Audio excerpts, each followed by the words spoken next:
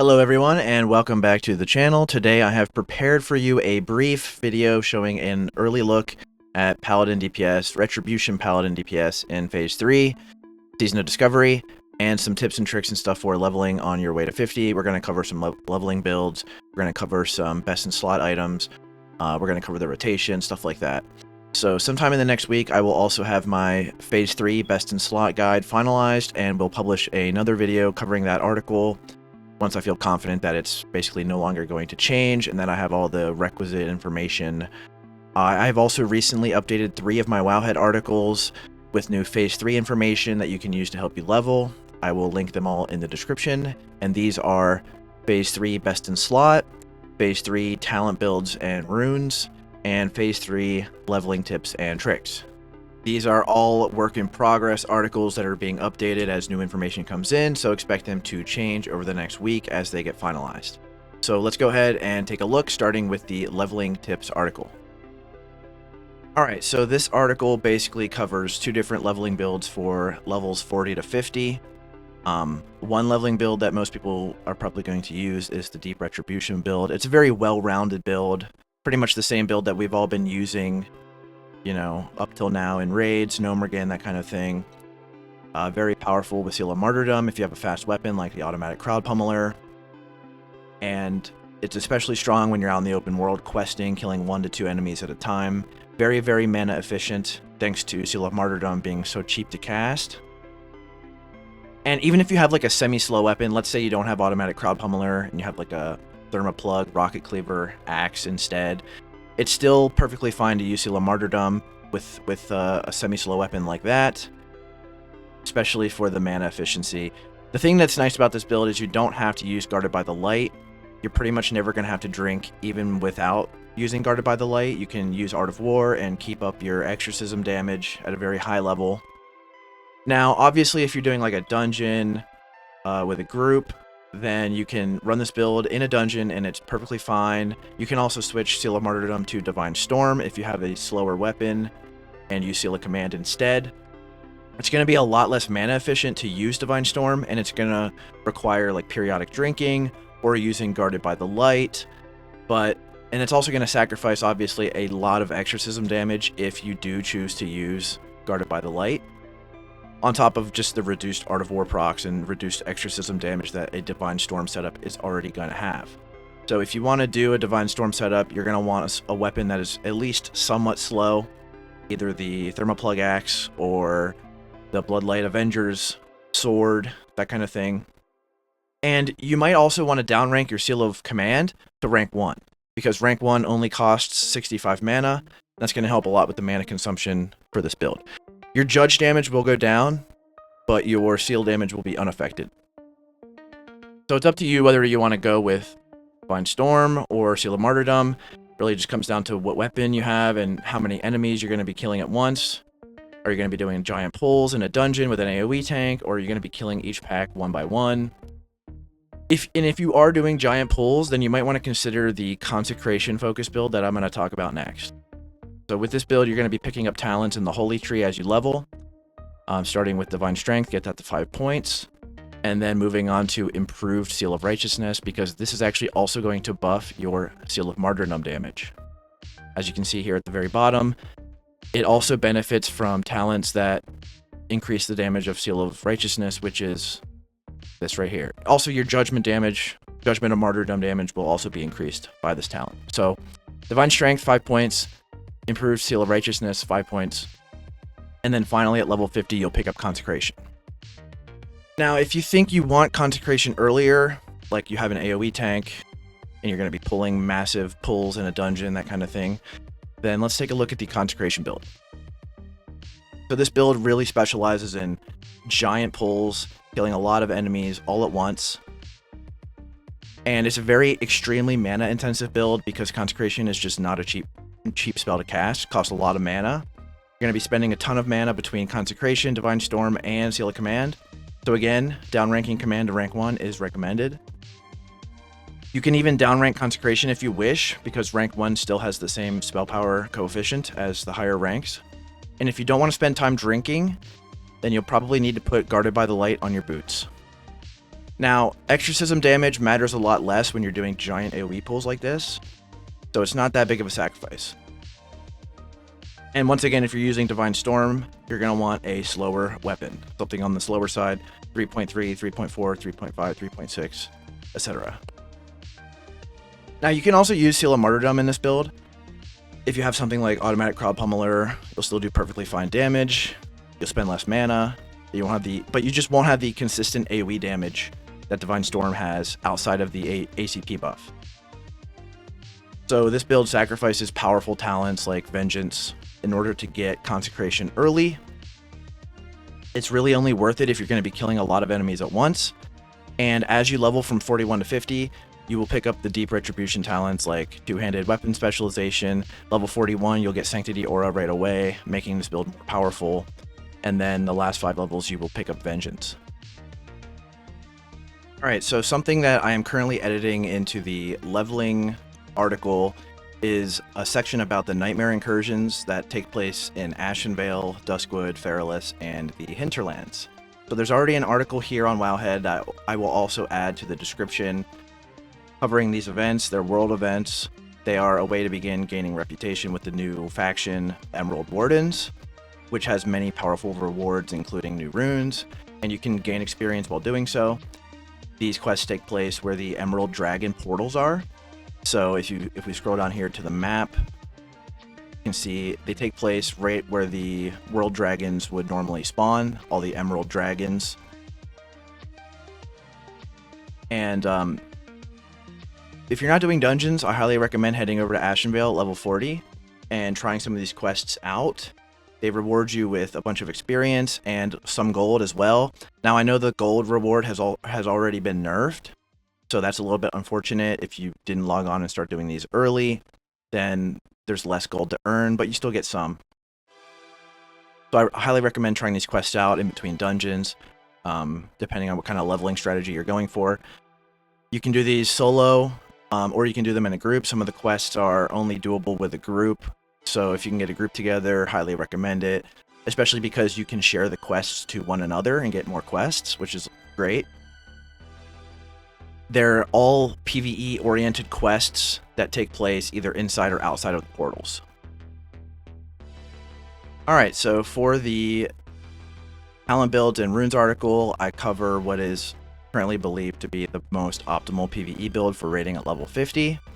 I will explain some of the rune and talent choices behind this, and I will briefly cover that now. So this may change in the future, but for the time being, I believe this to be the best PvE build at level 50, and the simulator tends to agree. So you're essentially going to use the same runes as level 40 that we used in Nomergan, with the addition of the Phase 3 runes for Helm and Bracer slot. Also, if you'll note, the talents are basically the same as level 40. With the addition of our new Holy Talents, we're going to max out Divine Strength, and then we're going to max out Improved Seal of Righteousness, which is also going to increase our Seal of Martyrdom damage. As you can see at the bottom there, anything that modifies Seal or Judgment of Righteousness will also modify Seal of Martyrdom, so this talent is going to increase your Martyrdom damage by quite a bit. And then at level 50, we will pick up Consecration. So for the Helm rune, we are going to be using Wrath. This rune allows your Consecration to crit and also converts your melee crit into spell crit. Now it's kind of interesting that the other decent rune in this slot, which is called Fanaticism, provides a raw 18% spell crit for holy spells, and this means that it directly competes against Wrath for Retribution. So Wrath is always going to provide more spell crit as long as you have at least 18% melee crit. And now allowing your Consecration to crit is not very impactful whatsoever. Even despite having Consecration crit at a 60% or higher rate, it will still be our lowest priority spell on single target fights at level 50. We're not going to cast it very much. It's also extremely mana intensive to cast, so even if we wanted to, we wouldn't be able to cast it that much, but we'll talk more about that later in the rotation section.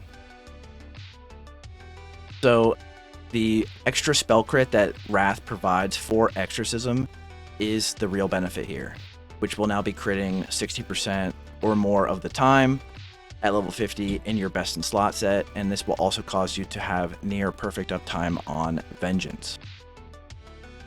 For the Bracer rune, we have essentially two weak options: Improved Hammer of Wrath and Purifying Power. Now, in my opinion, and in the simulator's opinion, Hammer of Wrath is the stronger option, making it instant cast and resetting the cooldown if it ever hits an enemy below 10% health. This is very powerful in PvP. Essentially, if you ever get somebody below 10% health, you can just keep throwing hammers at them until they die. It will also no longer reset the swing timer, so it's going to be our new PvE execute spell as well. And the sim currently believes that it will be a higher priority spell than Exorcism, so you will actually get to cast it. But this is still, this hopefully will pan out, but we'll see what happens.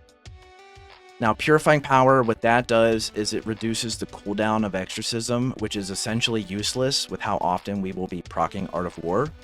And it also reduces the cooldown on Holy Wrath, and additionally allows Holy Wrath to work against any enemy type, and if it's a demon or an undead enemy, it will stun them for 2 seconds, so similar to Wrath of the Lich King.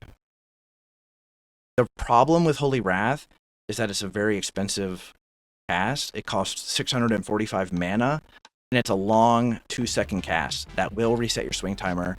So it's really only for big trash pools where you would put a Consecration down first and then cast like a Holy Wrath if you had Purifying Power on. So that's pretty much all there is to say about the level 50 build. Highly recommend that you guys check out the article, and if anything needs updated, I will update it as new information comes in. So let's go ahead and move on to the best in slot article for phase 3. Alright, so for the best in slot article, I'm not going to be going into every item in every slot. I will just briefly cover the set and some specific items, and then I will save the rest of it for my finalized best in slot video coming later this week. So obviously this is a work in progress, and some things here might change as we gather more information. So here is our currently theory crafted best in slot set for phase 3. Particular slots to pay attention to here are the trinkets, the weapon, and the Wailing Berserker set, which offers an extra attack proc that we'll talk about in a minute. So ignore the Libram here, because there's actually a better epic Libram from Sunken Temple that has 36 attack power against Dragonkin, and it just hasn't been added to the database yet, so I'm unable to put it on the set. So just remember that you will actually be using the epic Libram from Sunken Temple.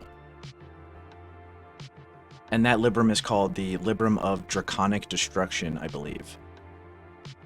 So let's go ahead and just cover the stuff that most people are looking at right now, which is we're going to be using the Blacksmithing Shoulders, the new ones from phase 3.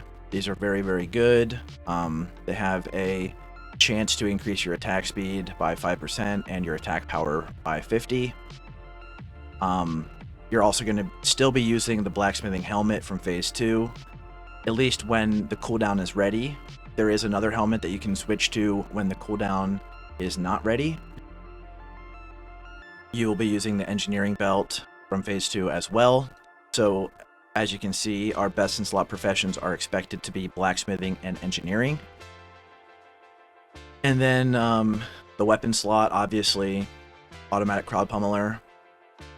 Still going to be using that quite a bit, but we'll talk more about that in a minute. And then the trinkets, which we will also talk about here in just a second. So this is pretty much the entire set, and there will probably be maybe some changes over the next few days as we gather more information. So just know that this is still a work in progress. So let's start with the weapon section. So automatic crowd pummeler is still going to see a lot of use unless it gets nerfed at some point. For the haste cooldown, you're going to continue using it with your other haste buffs, like the Blacksmithing Helmet on the pull of every fight. And then once the buff has disappeared, you will swap to the new epic sword, Solthraze the Lasher. So yes, you heard that right. Solthraze is now a 2.0 speed, really fast sword, perfect for the Seal of Martyrdom build. And the two swords that you need to loot from Zul'Farrak in order to craft it have a much higher drop right now. So make sure if you're doing ZF tell everybody that, hey, these 2 swords turn into my best in slot 2-hander, so they don't get stolen from you by hunters, which we've already seen happen to a number of people, having these swords stolen from them by hunters who aren't even going to use it. So essentially you have 2 best in slot weapons that you will use together on every fight. That is Automatic Crowd Pummeler and Sulthraze the Lasher. Now, in a little bit, when we start getting into simulator results, I'll tell you how impactful Automatic Crowd Pummeler is, if it's really going to be that big of a deal if you don't have it or not. So stay tuned for that. So essentially you're just going to start Automatic Crowd Pummeler first with the first 30 seconds, and then as soon as it's gone, the haste buff, you will switch to Sulthraze the Lasher. Let's go over to the trinket section. So obviously the chicken trinkets are still very, very powerful for the Battle Squawk buff that you can get from the chicken that gives your whole party 5% haste for 4 minutes. The gnomish chicken is the same as the domesticated attack chicken. It's made by engineers. You have to be a gnomish engineer to make it, and it basically does the exact same thing. It can also give you the Battle Squawk buff for your party. Now, we have yet to determine if these 2 chicken trinkets can be used at the same time, if they share a cooldown, if the Battle Squawk will stack or not. In the past, the Battle Squawk did stack, so we have yet to test that, but I'm expecting that they will stack unless they were changed, essentially. And we'll cover this more in detail in my best in slot video.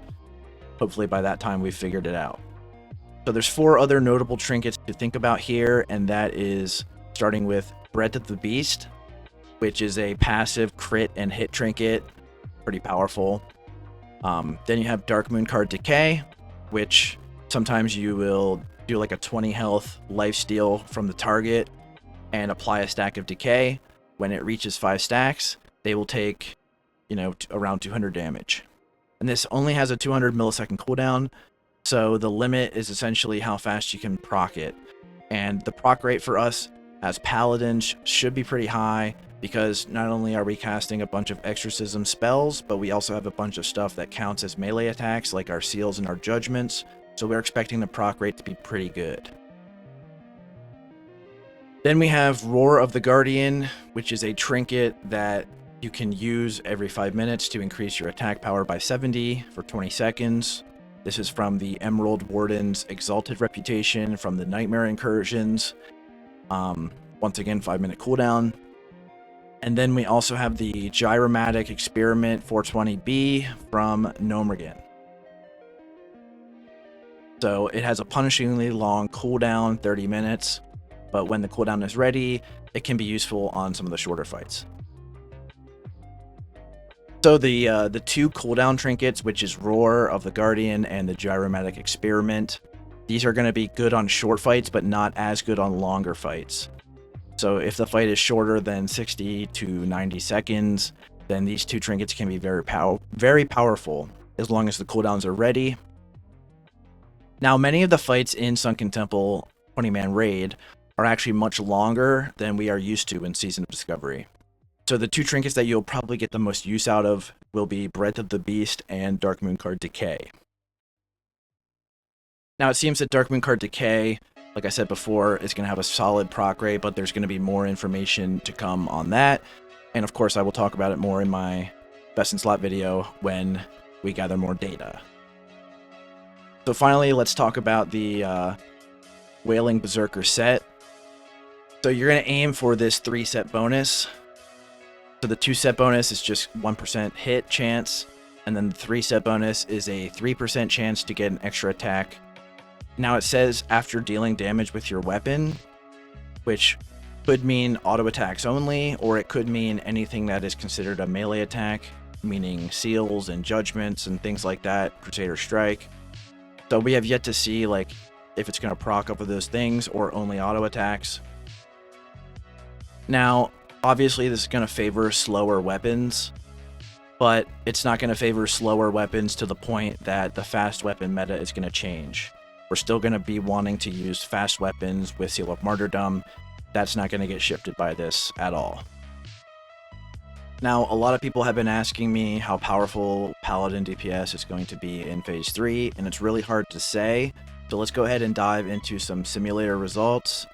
And once again, if you guys want to check out the simulator and give it a shot yourself, simulate some gear, the link for that will also be in the description. Alright, so diving straight into some simulator results. If you sim 30 seconds with automatic crowd pummeler and all of your cooldowns, you get around 1790 DPS or 53,700 total damage. So this is going to be your haste phase, okay? Then if you sim 150 seconds and you change your weapon to Soul Thraze to simulate the weapon swap that you're going to be doing, and you turn your cooldowns off. So if you come over here to rotations and you disable cooldowns and then sim again, you're going to get around 1287 DPS or 193,050 total damage. So this is your weapon swap phase. Now if you add that total damage together, you get around 246,000 damage over 180 seconds, which is 1370 DPS. So 1,370 DPS over a 3-minute fight. Now if you sim 180 seconds with your cooldowns with Soul Thraze the Lasher, so not using automatic crowd pummeler at all, you get around 1302 DPS using Soul Thraze full time. So this means that using crowd pummeler for the first 30 seconds will net you around 68 DPS, somewhere around there on a 3-minute fight. So it's not the biggest deal if you don't have crowd pummeler, but this is also a 3-minute fight where crowd pummeler is the weakest. So the impact of having crowd pummeler could be larger if the fight is going to be shorter than 3 minutes, or a longer fight where you can get multiple crowd pummeler uses. Essentially, this is the worst time for crowd pummeler. So if, let's say you have for example, a 3-minute and 30-second fight. You can't use crowd pummeler until 30 seconds after you've equipped it. So if you have a fight that goes 3 minutes and 30 seconds, and you use your automatic crowd pummeler on the pull at 0 seconds, and you want to use it again at 3 minutes, then you have to equip it at 2 minutes and 30 seconds, so that the 30-second cooldown after equipping it lines up perfectly with the first second that you can use it at 3 minutes. Now, of course, there's also a small DPS loss from the weapon swap itself, because it takes up 1 global cooldown and a partial swing, because it's going to also reset your swing timer. Now remember that you cannot swap crowd pummeler off until the haste buff ends. You have to keep it equipped in order to benefit from the haste. Once the haste buff goes away, that's when you switch it out. So I've only heard secondhand knowledge of what this DPS compares to other classes. Like, I know warriors are simming a lot higher, a couple hundred DPS at least. So we're going to see how this shakes out in the early weeks of Phase 3. I don't think we're going to be a top DPS dealer, but I'm also not convinced that we're going to be one of the worst either. At this point, I'm kind of just waiting for some log results to see kind of where we end up compared to other classes. And we have yet to see a paladin version of catnip that the druids are getting, replacing the ACP cooldown. So we also have yet to see if ACP is going to get nerfed or not. It currently, as of writing this video, it is not nerfed at all. So until it does get nerfed, crowd pummeler meta is going to stick around for a very long time until either of those are implemented. Now, something else we should quickly talk about is what the paladin rotation looks like in Phase 3 currently. So let's break down how the optimal sim rotation uses its casts over a 3-minute fight with crowd pummeler. Alright, so here we have simulator results for a 3-minute fight with automatic crowd pummeler equipped.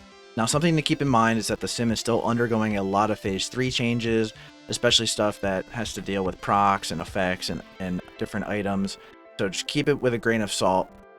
Let's take a look at the different casts. For Exorcism, we're doing 71 casts over a 3-minute fight. That's about 1 cast every 2.5 seconds. For Crusader Strike, we get 21 casts. That's about once every 8.6 seconds. For Consecration, we're getting 7 casts, which is about once every 25 seconds.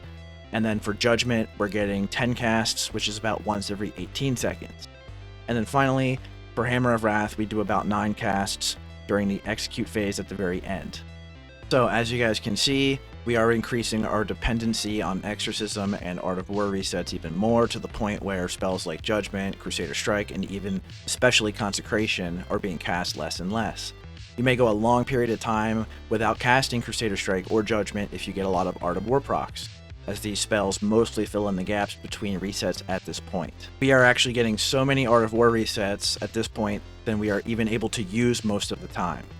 So here is the currently highest simming spell priority for Phase 3.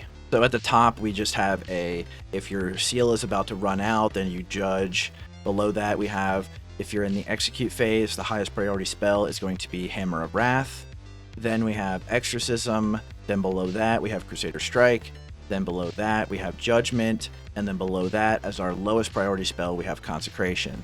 And additionally, if your mana is getting low, you don't want to cast Consecration at all, because it's just going to make you go And then if you don't have mana, you can't cast Exorcism, and then your damage is going to fall off a cliff. So even despite Consecration critically hitting at around 63% rate, it's still going to be our lowest priority spell.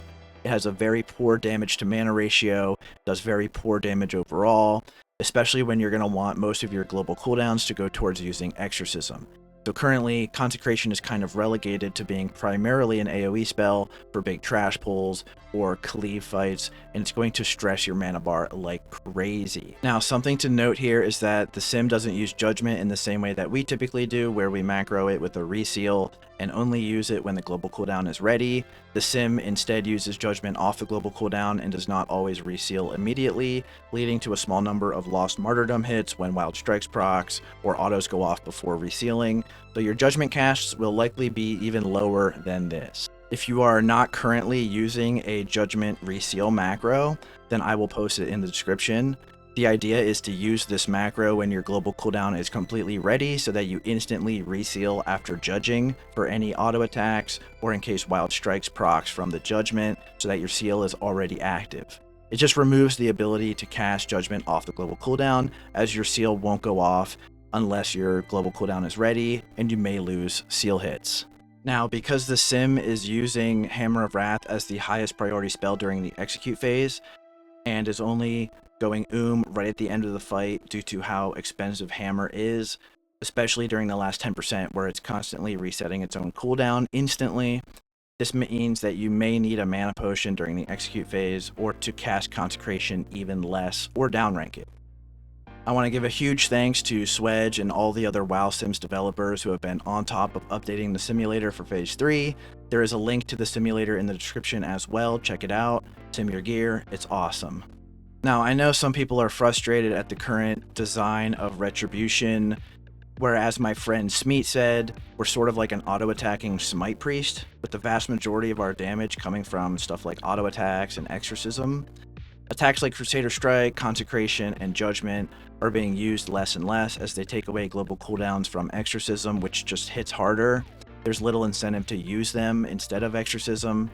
And our crit scaling, the ability for our crit to increase our damage, is hitting a wall because we are becoming unable to use all of the Art of War procs that we get from crits, and our Vengeance uptime is already going to be maxed out. Shakadins in particular are having even more of a struggle with this, as they are unable to get their holy shocks out fast enough after each Art of War, since they have to cast Exorcism first.